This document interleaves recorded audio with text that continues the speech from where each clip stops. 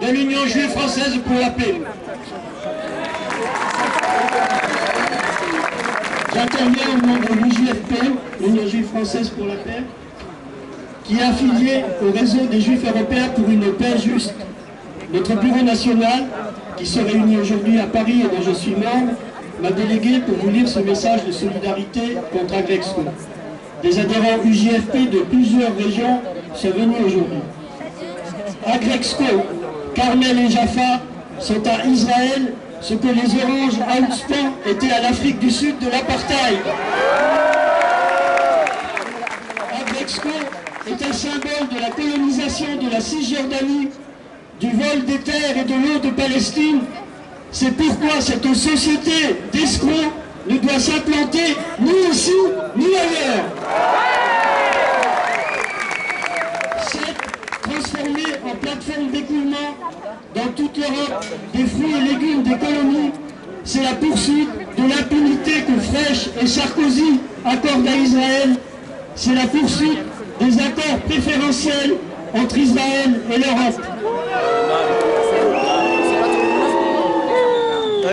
En tant qu'association juive attachée à la justice, au droit des peuples à disposer d'eux-mêmes, à la solidarité internationale, c'est tout naturellement que nous soutenons le peuple palestinien pour ses droits contre la colonisation, l'apartheid, l'épuration ethnique, le blocus de Gaza et pour le droit au retour des réfugiés et l'égalité complète des droits pour les Palestiniens d'Israël.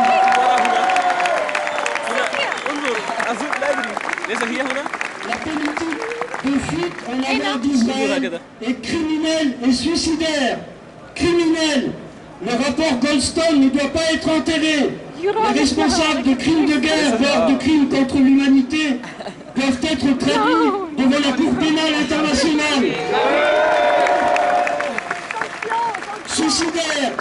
La politique ethnocratique d'Israël et sa prétention à représenter les Juifs du monde entier mine toute possibilité de vie pacifique d'une population juive au Proche-Orient et ne peut que provoquer le développement de l'antisémitisme dans le monde. L'impunité persistante dont jouit l'État d'Israël, son constant chantage à l'antisémitisme nécessite de développer la campagne BDS, boycott, désinvestissement, sanctions, sous toutes ses formes, sanctions juridiques, boycott économique, académique, culturel, sportif.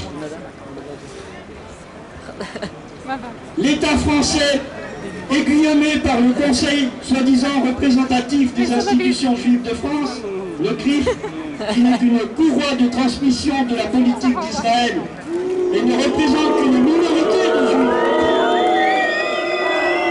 Cet État l'État français cherche à criminaliser le mouvement BDS. Fillon et Adio-Marie ont même inventé que nous appellerions à boycotter les produits cachers.